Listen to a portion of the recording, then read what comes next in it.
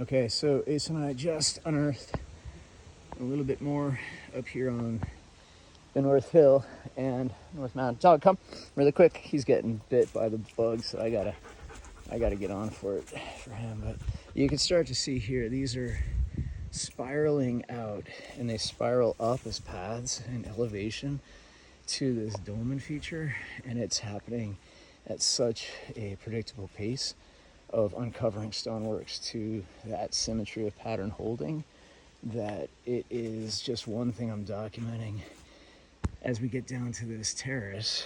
And then again, this all echoes the things we're finding at the mound sites around the United States and pyramidal structures in Mesoamerica, South America, megalithic observatories, and just a lot of pieces that this one we did previously near an old deer stand here that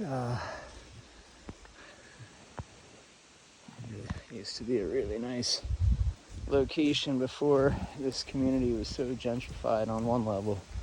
But at the same point, I'm now recognizing that the way that we look at this space is going to have to be very different. As you look at this set of stoneworks, this marks the winter solstice in that direction, just south of Camel's Hump.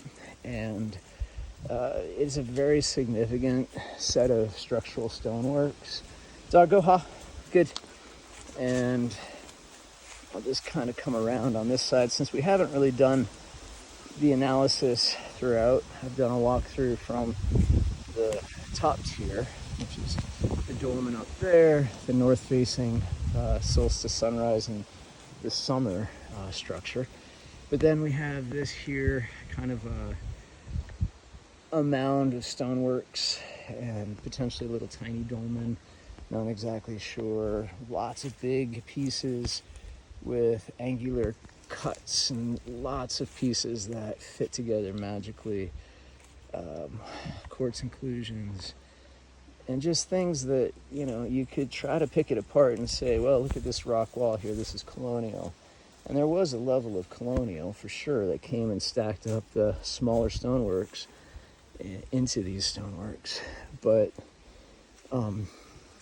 if you start really digging into this soil, it is riddled with all kinds of clues from these stoneworks that are all pointing in solstice and equinox directions and have astronomical significance, whether it's because we were a paleo-shoreline 14,000 years ago, and it was during a period where, right before the Younger Dryas, the Lake Hitchcock and Winooski, Glacial Lake Winooski, had risen to such a level that where it's now at 650 feet sea elevation roughly, where it crosses at the highest point. Come on, dog.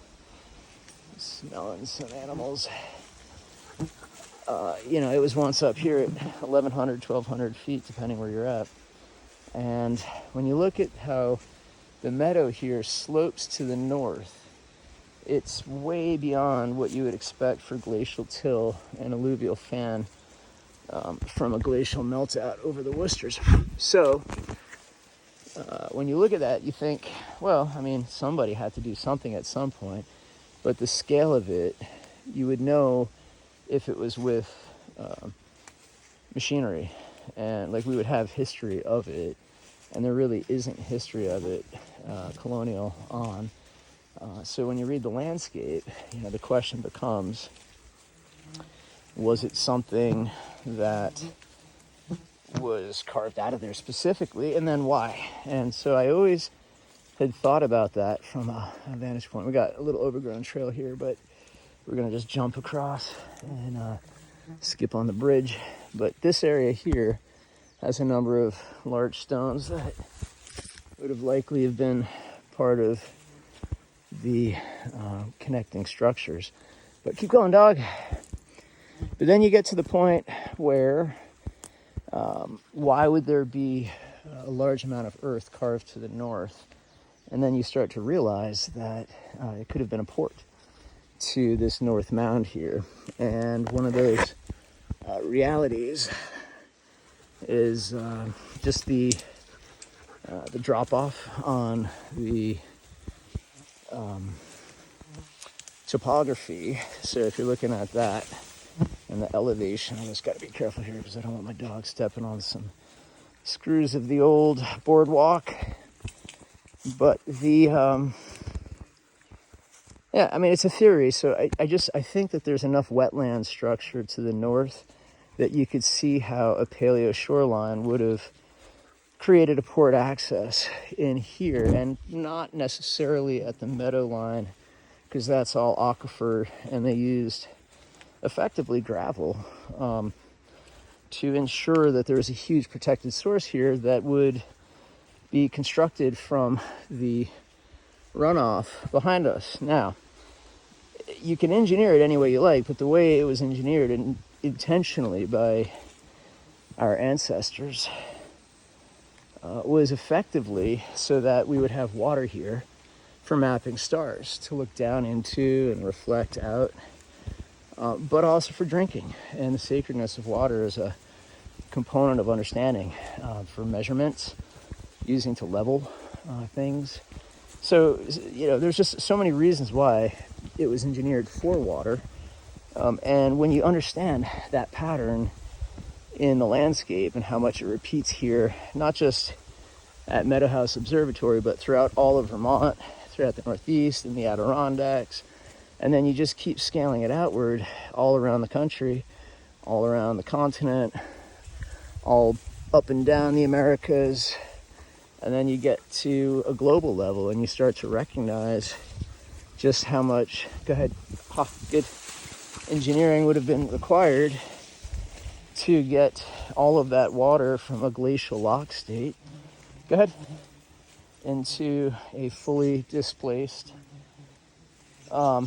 reality, so that the wobble of Earth, the tilt of Earth, and all of those mechanics of the orbital realities that we have across the Milankovitch cycle, the paleomagnetic, geomagnetic excursions over 41,000 years inclusive, these are all things that, you know, if you pour the water wrong, everything's different. And they knew that from like 800,000 years ago, 700,000 years ago, with a previous polar excursion. All of these realities matter relative to volcanic land creation and rift valley, subduction, fault line, earthquakes. All of these land taking events as well are all significant in how minerals are displaced. And how those minerals are displaced indicates where geomagnetic is pointing. If you have an arc strong enough, such as the Atlantic arc, it'll steer towards the Greenlandic Sea. If you have an arc over in the Pacific Ring of Fire, making a ton of really metallic, iron-laden land, then it's going to start veering over to the Yukon. And it has done that consistently, fulcruming along the 72.66 degree west of longitude corridor, to the point where megalithic engineering was done to shape that corridor all the way its entire length, from magnetic north to magnetic south, as a way of understanding Earth and the mechanics of Earth, but also because literally it is the only land bridge, the entirety of that entire path from pole to pole at the equilibrium center, at the fulcrum center, that also includes a land bridge that could actually do that. That gets you onto Antarctica and literally connects into Chile and southern, you know, across the Drake's Passage and up through all of South America. And if the land was a lot more and the water was a lot less, you'd have a much longer connection of what's covered now. But that's literally because that's how Earth works across not just dozens of millennia, but hundreds of thousands of millennia, millions of years. And it just goes on and on and on. And so if you can train high processing computational algorithms to understand all of this, and then train AI on how to look for patterns and significantly improve patterns, or utilize patterns of recognition to significantly improve the outcome of our reality as far as our knowledge base, how the mechanics of it all works.